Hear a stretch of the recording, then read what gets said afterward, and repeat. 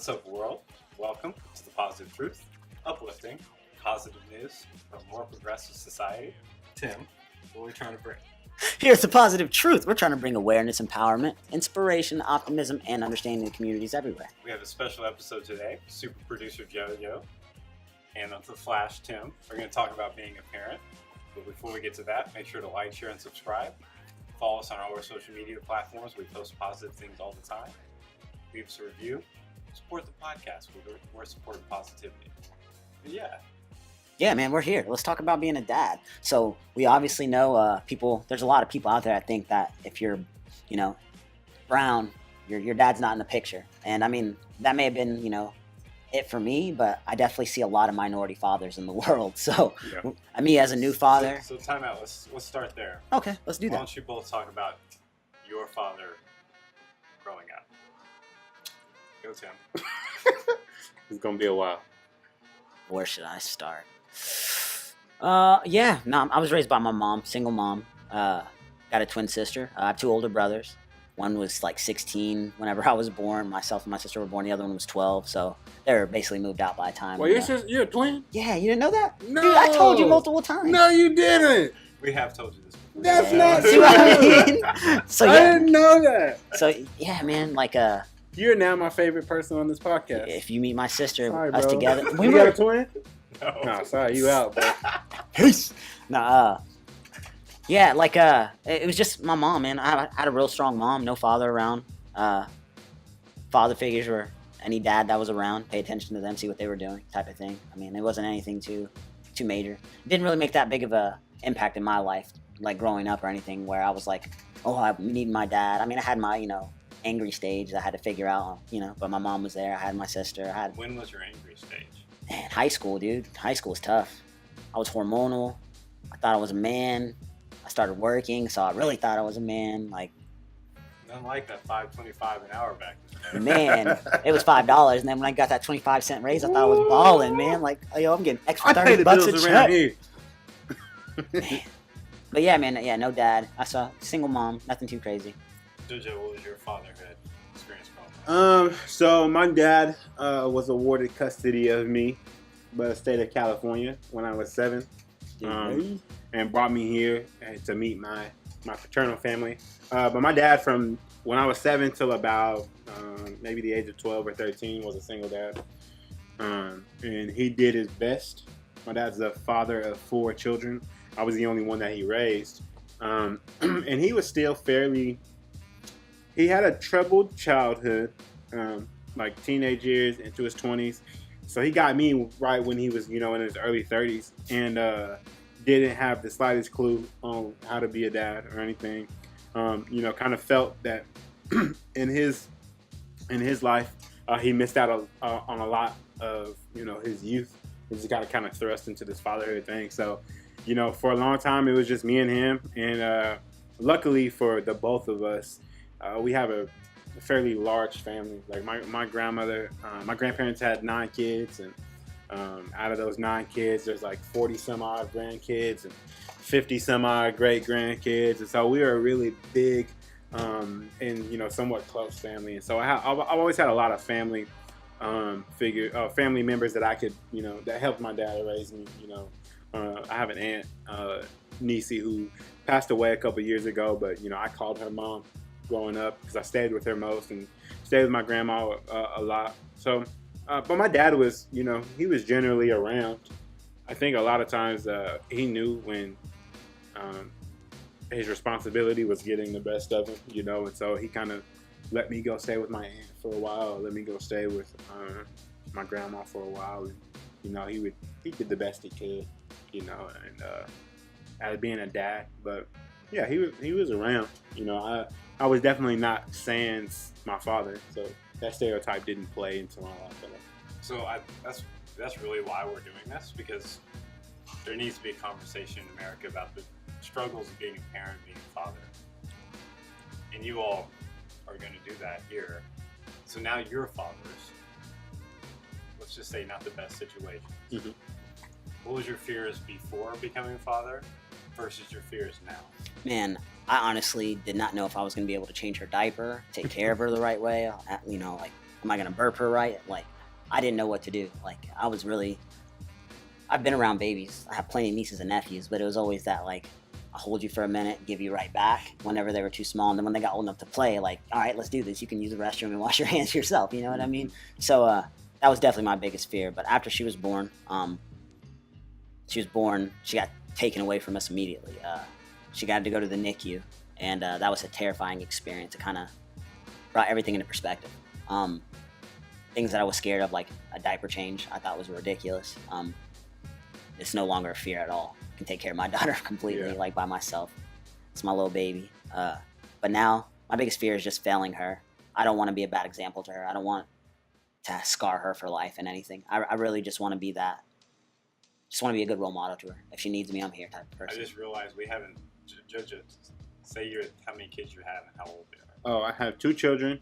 My daughter Amelia is 5, and my son August is 4. Tim, talk about your kid. Layla is 2.5 months now, man. She's cute as ever. Looks just like her mom. JP, talk about your kid. 0. So JoJo, talk about your fears before you became a dad. Fears after. Yeah. So, I think like fears before I became a father. I didn't really like have fears. I've always gone into things that would typically cause anxiety or fear with the mindset of there's been millions of people that have done this exact same thing before me. And, you know, not to be like rude or anything, but there's some dudes that don't deserve to be fathers or shouldn't be fathers that are. And, you know, I was like, in that mindset, I'm like, man, like, if some of these cats can pull off, you know, keeping a kid alive, then I've got a fighting chance, you know. That is a positive mindset. Yeah. And so I think, man, like, as far as like physically having a kid though, like I didn't, until I had my daughter, I didn't like to hold little babies. I was always afraid that like I'd drop kids or something would happen when I would hold them and it would be my fault. So like I just like, up until I had my own kid and was like kind of forced to hold my child, I didn't touch little babies. That's just, but I love kids. Like I've always loved kids. I've always worked with kids. I used to teach little kids, and so, yeah, bro, it's a different ball game when they're your own. So how does that explain that? It's cool, man. It's an adventure. It's generally, I think it's like 48% of an adventure that I don't want to be on, and 52% of really fun, happy times. And I only say that because, like, yeah, I was like, what kind of adventure do you want to be there's on? like kids are. I mean, it's just a total life change, you know, and it happens in an instant. And so there's 1,001 things you have to learn about being a parent. Just kind of like what Tim said, man, like changing a diaper. I mean, you got to learn how to do that. You got to learn how to properly feed and burp your child. You got to, like right now, well, no, we just come out of potty training. Potty training was a job, bro. Like, and luckily for me, like, I'm blessed and fortunate enough to be able to make a living that affords my wife to stay at home. But God bless her soul, man. Like, she's there for all of that stuff. You know, and that's like that's like a job. It's intense, man. It is intense, and those are just 3 things from birth to toddlerhood. You know what I'm saying? Like, I can't imagine what like preteens and teenagers are gonna go. You know, because I was a teenager. You know, and I just pray that my son is a way better teenager than I am. And but yeah, I think, man, like, it's difficult sometimes, man. It causes a lot of hard, difficult conversations between my wife and I on how to parent, because her parents. Side note: my wife is 1,000 times better person than I am, just generally. Good answer. Yeah, That's what you need to do. I'm kind of mean, and can be snarky at times, and say mean things on purpose. Facts. Yeah, to where like it's one of those things where why are you apologizing when you meant to say Facts. that? But my wife is just a generally better person. So, like, she does the research when it comes to being a parent, when it comes to raising children, raising the kinds of kids we have. And I don't. So I just go to, like, the parenting style that I have. And I was raised by, like, a really, like, intense and loud and charismatic black family. To where, like, if you say something the wrong way or look at somebody sideways, it's a wrap. You know, it's game over. You get roasted. Yeah, you get inflamed. Facts. You know, you get inflamed verbally or physically. You know, so that's what I resort to. You know, when my kids are doing things that kids do. And, you know, and so it's kind of even now, man. Like, I'll say something to my kids, and they're doing something that's getting on my nerves. Like last week, my daughter was drinking something out of a cup. And she was going, and I said, yo, stop doing that. Because she kept doing it. Because she thought it was funny. It's funny. And so she just kept doing it. I said, yo, stop doing that, or you're going to be in timeout for 20 minutes. And then my wife, like, made a smirk and, like, laughed, like, chuckled a little bit.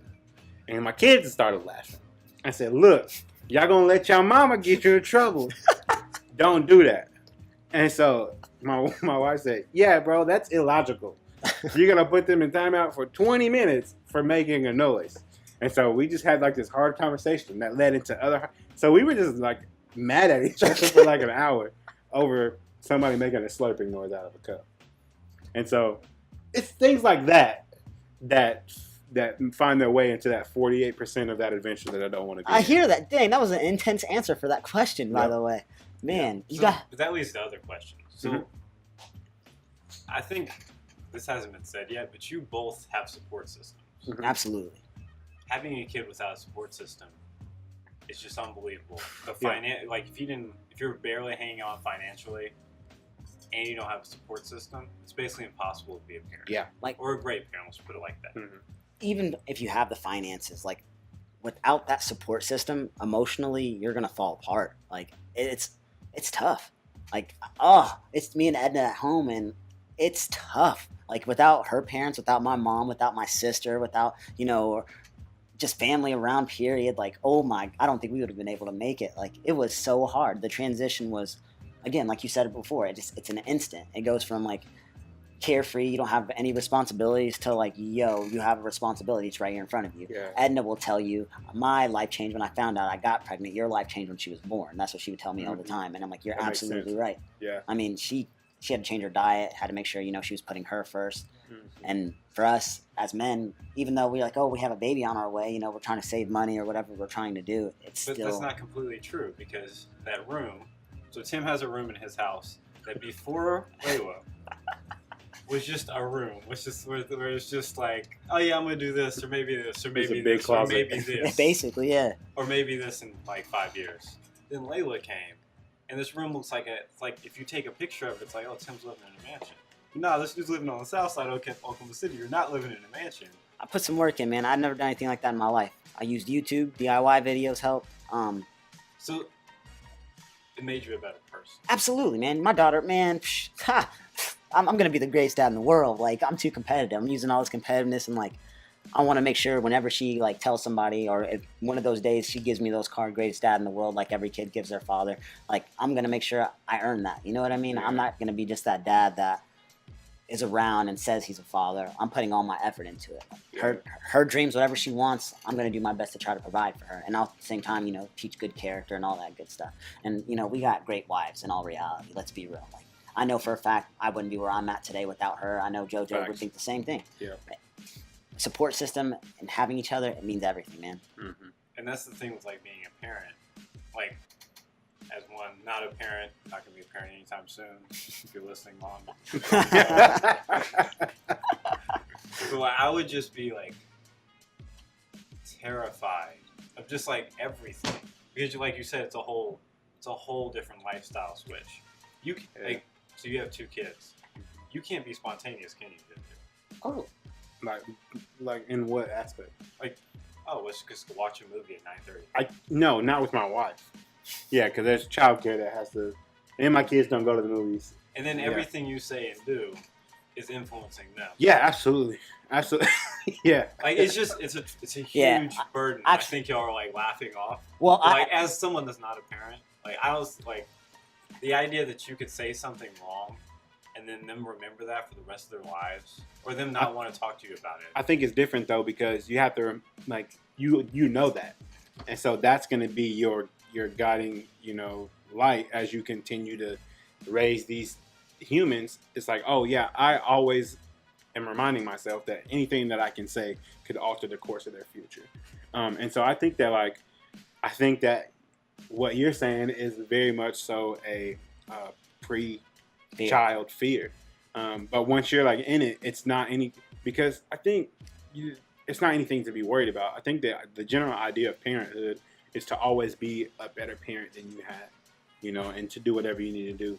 Now, some people do that. Then how are you all going to do that?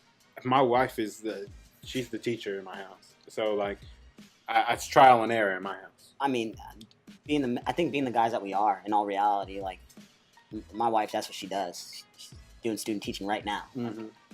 We definitely still have to watch what we do. Like, for an example, bad parenting moment on Tim already. I know she's only 2.5 months, but I really like karate movies and kung fu movies. So I'm like, all right, Layla, we're gonna watch some kung fu movies. She's only 2 months. She likes watching the TV now. She's starting to see shapes move, and I'll play with her hands, like she's play fighting and stuff.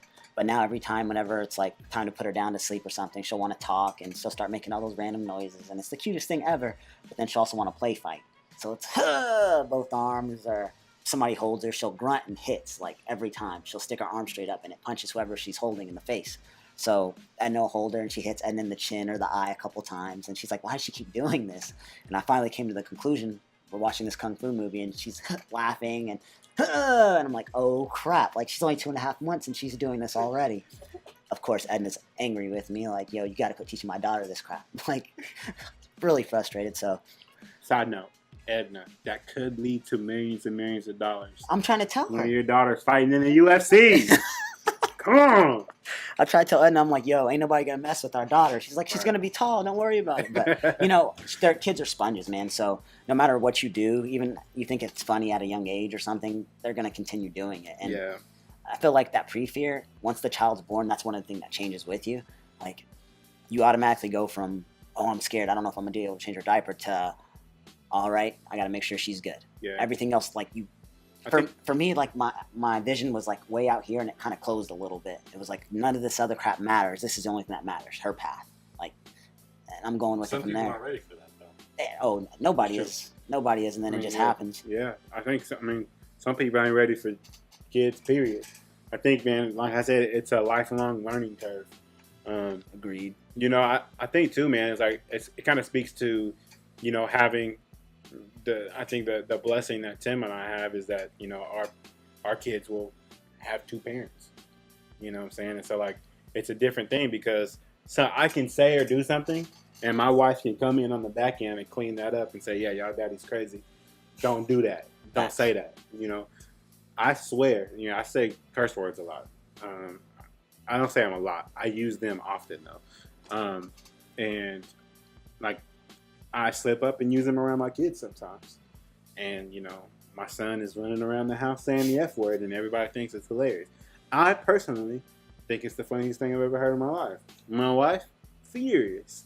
But it's one of those things where we can teach them, like, hey, this is not, they're still young enough to be moldable, and they'll always be moldable until they get out of my house, and hopefully they'll continue to be moldable throughout the rest of their life and for different aspects. But I think the cool thing about having that support system is that your kid can see or hear you do something wrong, and they have other people that kind of could put them on the correct path. Absolutely. To not make the same mistakes that you do. And then also, there's times to where, like, I do or say something in front of my kids that I have to turn around and apologize for, and say, daddy's what he said when he yelled at that guy that cut us off on the street, that wasn't the right thing to do, and that's not how this family acts. We don't do that in this family. Man, I think that's one of the dopest things about fathers today. We're willing to talk about our emotions and even apologize to our children for doing something wrong. In the 80s, pre-80s, negative. Like, your dad will punch you in the chest before he apologized to you. Like, just off of everything that I've known and I've seen, obviously I didn't have my dad around, so I guess No, my dad punched me in the chest. Yeah, see what I'm saying? Like, like I know my brother punched me in my chest before, Yeah. you know. Like, so I'm just emotions. Being able to talk about your emotions, especially in the Black community, like there was no way in hell a man is allowed to talk about their emotions, especially with each other. It's not happening. You're not doing that. Like, that's bedtime talk with your wife if you even have one. If you don't, you're taking out your anger in other ways. So like today, the fact that we're able to have this conversation right now, the fact that you're apologizing to your kid, I know I'm going to have to apologize to Layla for all kind of random stuff I do wrong. And it's perfectly okay. And that's something that like people need to understand. There's minority fathers, one. And two, hey, we talk about our emotions with our kids. We're not just out here raising a bunch of hoodlums like everybody thinks we are, man. Like, oh, we don't tell our kids anything. We just let them act a fool. That's not the case. Like, we're some good I feel like we're good fathers. I think that's a testament too to, I think even for you, man, being raised by a single mom, you know, who allowed for emotions to be talked about. My dad, I don't know what happened because he didn't start off this way. But like somewhere between, you know, me becoming between 12 and 13, my dad started letting me express my emotions. And he would ask me like, yo, man, like, did that conversation we had or did what I say hurt your feelings? And I would just break down and cry, you know, because I didn't know that I was allowed to express that, you know. And even today, man, like my son is ultra emotional because I'm an emotional person. My wife is super emotional. And when I think like my son got like a double dose of, both of my kids did, but my son, he shows it more. And I can be around my brothers who are big, tough dudes and aren't necessarily emotional. And my son will say or do something, you know, that would be considered, you know, soft. And they'll try to poke fun at him, you know? And so like, that's when I got to go back on the back end and say, look, man, you can say whatever you feel, you know what I'm saying? And so, I think it's just something about like my dad had a shift. My mom was able to like let me be emotional forever, and my brothers to this day still make fun of me for being emotional about certain things, and they can tell you stories about, you know, me breaking up with girls and crying, and just like the funniest stuff now. But how are you all going to foster that later on in the future? Oh man, make sure you have a plan on like how to keep that communication going. It's just that. It's just keeping an open line of communication. I think like now, I think like as a parent, we look at our children's lives in phases, you know, and so like we have like, you know, toddler, like newborn to toddler age, where they're just doing funny stuff and learning how to do things, talk and walk and all that jazz. You got your elementary school phase where they're just, you know, you want your kid to be the smartest kid in the class, and they're learning how to read and do numbers and all that kind of stuff. Junior high is when they're like starting to put their toe into the real world, and you know, then the internet happens, and you know, girls start happening and boys start happening. Puberty, man. And then high school, where they think they're 20 now, or they think they're grown. They think they're right about everything. Yeah, they think they're right about everything. They think they're ready for everything. And so I think like in that mindset, it's like, okay, I'm going to foster my conversations around these phases, you know, and like when my kids hit elementary school, we're all going to be about learning and like, what do you want to be when you grow up? And let's take let's do all these classes. My son's in karate now. My daughter's in dance, and like really trying to let them express themselves and fall in love with something. Tim's already got Layla in karate. Yeah. He ahead of the curve. It's free karate too. My karate costs a lot of money. But yeah, man. So I think for me, like to combat that, I want to start having difficult conversations with my kids at an earlier age. Man, that's necessary. You know? I really believe that's necessary. Me dealing with high school kids, a lot of the times whenever we have behavioral issues, it's these kids that don't have those difficult conversations at home. Mm-hmm. So I know for myself, I see my nieces and my nephews, I have those conversations with them as well, even if their parents don't have those conversations with them, my brothers or my sisters. And you can see the difference. Give us an example of some of those. What difficult like for an example with one of my oldest nieces, she's actually a senior in high school. Sex conversation. Like, Uncle Tim, I'm starting to have sex. I'm glad you came up and talked to me. Now let's talk about protection. I didn't go in on her as in, teenagers don't have sex. It's my niece, you know. First things first, I got pissed. Your niece. You know what I'm saying? It's my niece. I'm pissed, you know, in my head. But if I show her that I'm angry, I've seen how these teenagers react whenever you react angry. They don't talk to you about it. They hide everything from you. And how are you supposed to help a teenager who's having sex who may not know about protection or birth control or anything about STDs. Like, Yeah. what I don't know exactly what she knows. That What being are the cost of it take on average $190,000 from birth to 18? exactly. You can't afford that. These statistics, like, these kids just don't know. They don't know any better. They think they're ready for everything, but they don't really know all the consequences that can happen. So I had a lot of practice being a high school coach. You know, I work at the middle school now, so I'm with these middle school kids. I have a bunch of nieces and nephews that I was able to help raise, and I honestly know it takes a village. You know, it takes a little bit of everybody. And I know my brothers and my sisters are happy that I have that relationship with them. So she talks to me about sex. You know, I talked to her about protection. I talked to her, asked her if she was planning on getting on birth control. You know, talked about STDs, all that good stuff. And she thanked me at the end of the conversation. Thank you for being honest with me and giving me all this information. I love you. And that was the end of the conversation. She's still not pregnant. You know, this conversation was about 6 months ago. Yeah. So she's not pregnant or anything. So, you know, things are going good. We're winning. Yeah, we're winning right now. Like, I mean, whatever she's going to do, she's going to do. Yeah. So, like, to kind of like chime in what you were saying, I honestly believe, you know, it is open communication.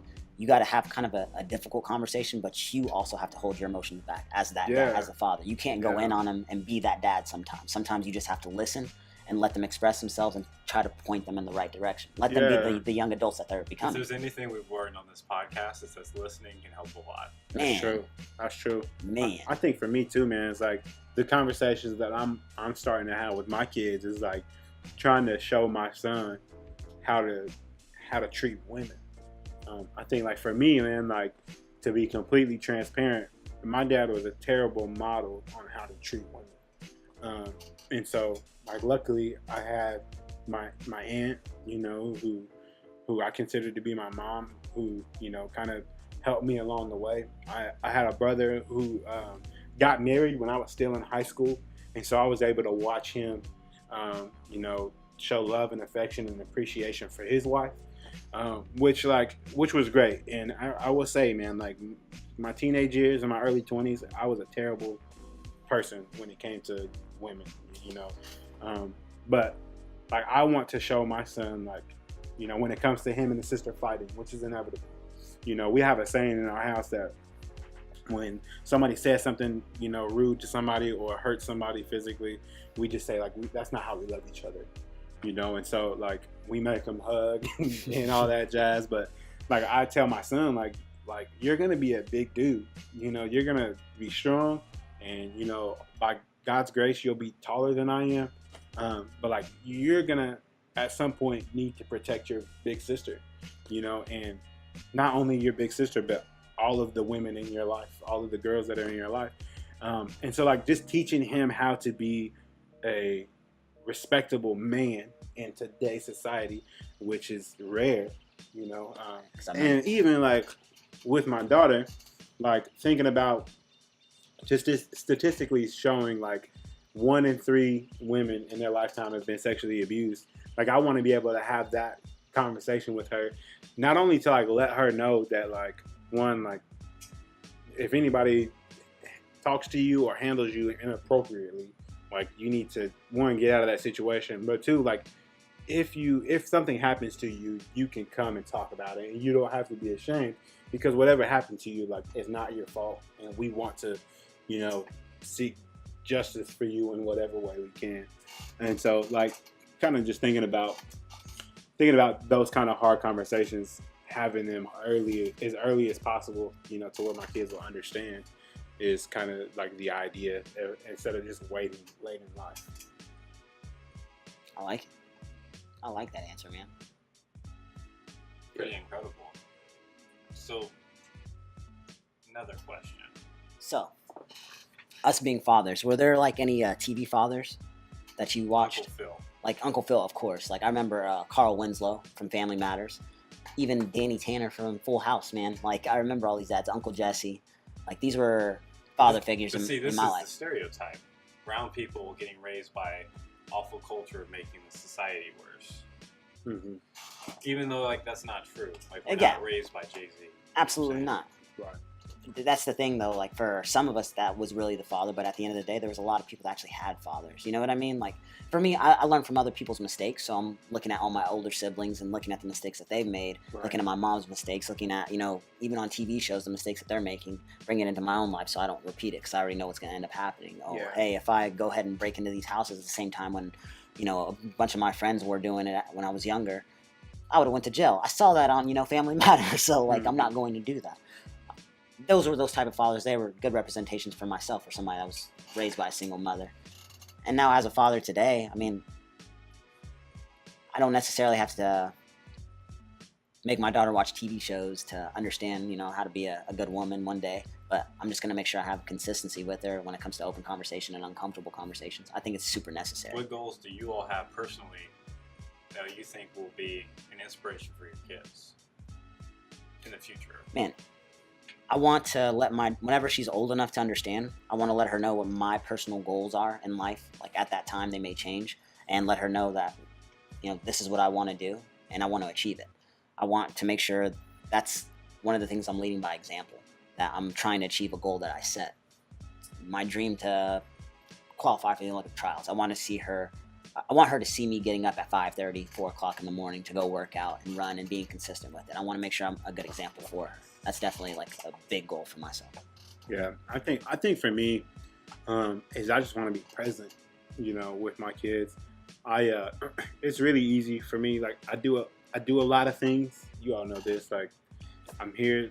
Super producer, man. I'm He here does shooting everything. this podcast every other week. I'm doing a lot of video stuff. I'm doing a lot of DJ stuff. I have my real job at the hospital, and so like that takes me out of my house. I'm more often than I'm in my home, And my I had a brother-in-law who passed away a few years ago, Jason, and at his funeral, I heard my sister say something that like stuck with me, and I still think about to this day. It's just about how present he was with his kids.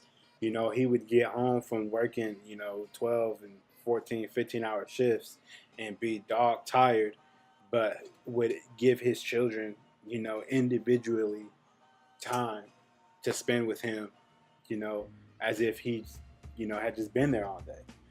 So I think about that, man. And there's times to where, I have to, like today, I went home during work today. So if I hadn't have done that, I wouldn't have seen my kids in 24 hours, And so like, I think about times like that to where I know that probably stresses them out sometimes, and frustrates them. And, we don't get to have all the conversations that we could have had in that one day. But like, I think for me, man, just being present is huge because, like I had my dad growing up, but he wasn't always present. He would be gone for weeks at a time. He'd drop me off at somebody's house for months at a time. And I just didn't get to see him a lot, and that I didn't realize until, I became a father, how much of an impact that actually had. And so for me, man, I just want to be present, not only with them, but just be present to experience life in general. I'm constantly getting on my wife for like pulling out her phone when stuff is happening in order to like record it with her phone or take pictures, because I think for me, man, like there's something like just really authentic about memories and just being in the moment. And so I think for them, man, like we're in 2018 and technology is a majority of everybody's life now, and like I don't know, there's just something old school about just being in the moment and being present, with my kids or just whatever environment that I'm in. And so I think for me, man, that's kind of one of my goals, is just to continue to be there and in their face. I like it. Definitely want to be around. I definitely don't want to work all the time and not be around my kids. I couldn't imagine being away from my daughter for 24 hours. I know she's only 2.5 months, but Yeah. when I'm away from her for like 8 hours, I'm like, yo, I got to get home. I sprint home wherever I'm doing. Yeah. I think it's those little moments too, man. Like I came home today and like it was during nap time. And so I came in like trying to be quiet because I knew everybody was asleep. And my son was up. My son was up and he was sitting on the couch. He was watching something like a cartoon on Netflix or something, but he had his bike helmet on. Sounds like my type of kid, man. And like he's just sitting there with his bike helmet on, his like long curly hair coming out of it, and he just looks up, and I haven't seen him since yesterday. And he looks up and he's just like, "Hi, Daddy." And like I'm like, man, like I'm so glad I'm here for this moment. And then like my daughter got up. Mind you, she's asleep. She's been asleep for 2 hours, and she's got on a full head to toe like Supergirl costume on. Yeah. With the cape and everything. Nice. That she just took a nap in. And so like things like that are moments that I'm like that I strive for, to just be present. You know, because I can look back on that and be like, and just it'll just fill me with joy if I'm having a hard time being away from my kids. You know, so I hear that, man. I'm gonna strive for that. Wait, hopefully Layla wakes up like in a Wonder Woman costume or something she went to sleep in. oh, man, that helmet had me going, bro. Because he had a helmet on and like some Spider-Man underwear. Yes. That was it, bro. You know, and I was there for every minute of that, so it was great. That's dope, man. That's super dope. That's a great story too. Just 10, 15 years. Yeah. Life's filled with those little kinds of moments, man. That I can't wait to bring up at my kids' like graduation parties. Heck yeah, man. I'm in all kind of embarrassing stories. I can't wait. Make sure I write them down or something, man. Oh yeah. I know my kids are probably gonna roast me when they get a little bit older and realize I'm a small dude. So A thing that we firepower. Yeah, I think that we started when our kids were born that we haven't. My wife may have. I haven't kept up on it, but we set up our kids an email address, and so we can email them these little moments, you know. And so like we'll give them access to the email address when they go off to college or whatever. But there's just those little moments that we can drop pictures in or videos, and that'll always be there. I don't know. That's just one way of record keeping, so where you can still be in those moments and not have to. I actually like That's that, awesome. man. Yeah. You should do that too. Yeah, I'm gonna. Hey, Edna, let's do this. Yeah. No, And, to Edna, set up an email address for Layla. Facts. I got all these random pictures. Well, I got a picture of her like almost I probably take a picture of her every day now I think about it, man. Being a new parent is such. I feel like if middle school Tim were to see me now, he would be highly upset. Like he would think I'm the biggest punk.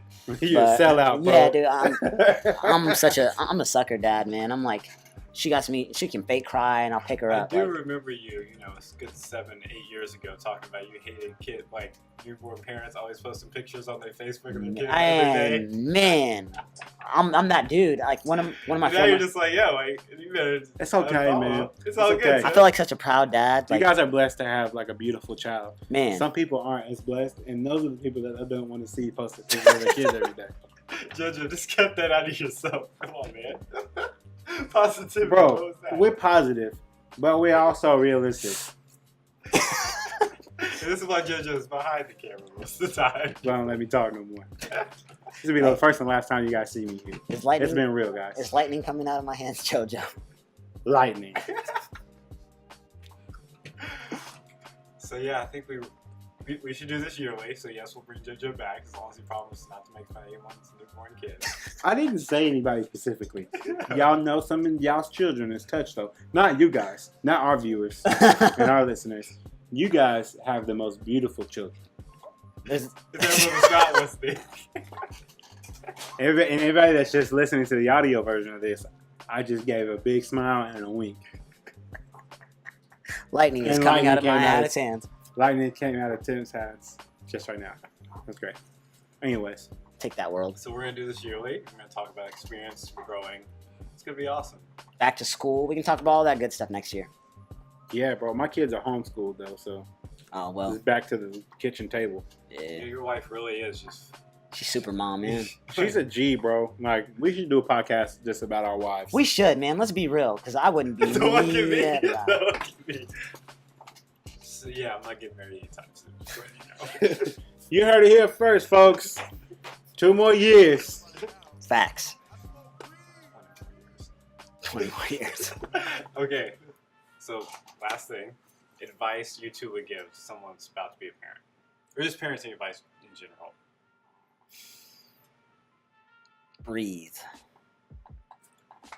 I'm surprised you didn't say sleep. Ooh, when you son. came in. Yeah, definitely sleep. Yeah, you want to sleep before the baby gets here for sure, because after they get here, it's tough. I mean, sleep comes back eventually, I guess, but Eventually. I ain't there yet. I get a few days at a time where I'm like, yeah, but then for the most part, it's not good. But in all reality, just breathe. It's not as bad as what you think it is.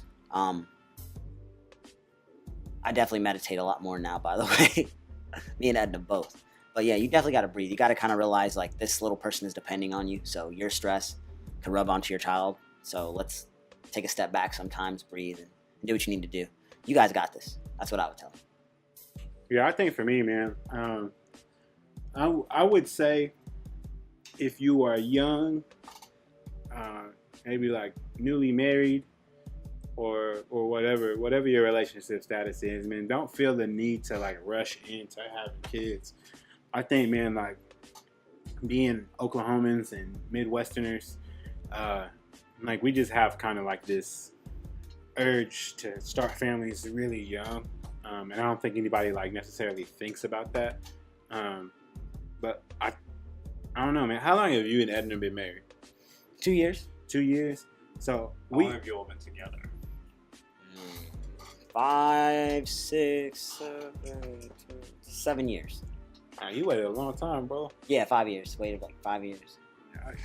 Anyway, my wife and I have been together for 7 years, and we've about to been married for 6.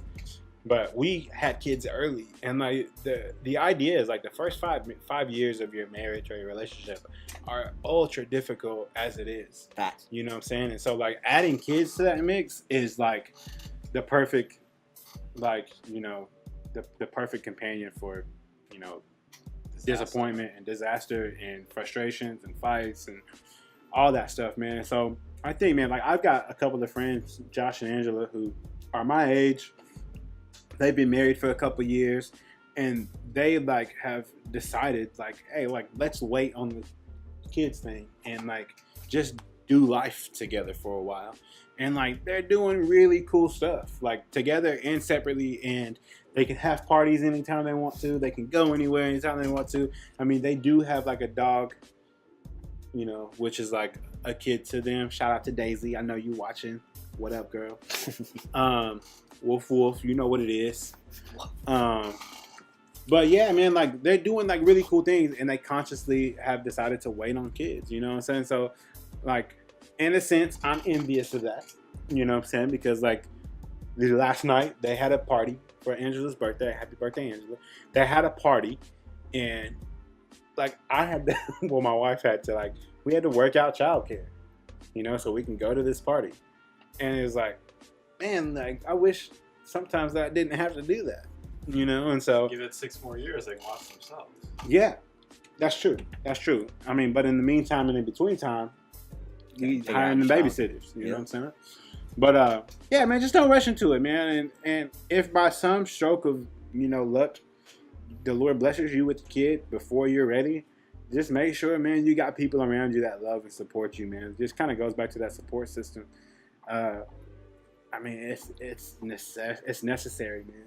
Takes a village. I think especially for women, my wife battled with postpartum depression for a while, and like to this day, like our kids are 5 and 4, and she still, you know, has hard times with fighting depression, you know, and so I don't know, man. It takes a village, man. It takes a support system, not only for the kids but also for parents, you know. So like I wouldn't be the dad I am today if I didn't have friends who are also fathers that I can go to talk about the things that, you know, are, you know, upsetting me, or questions that I have about fatherhood, or questions that I have about being a husband or whatever.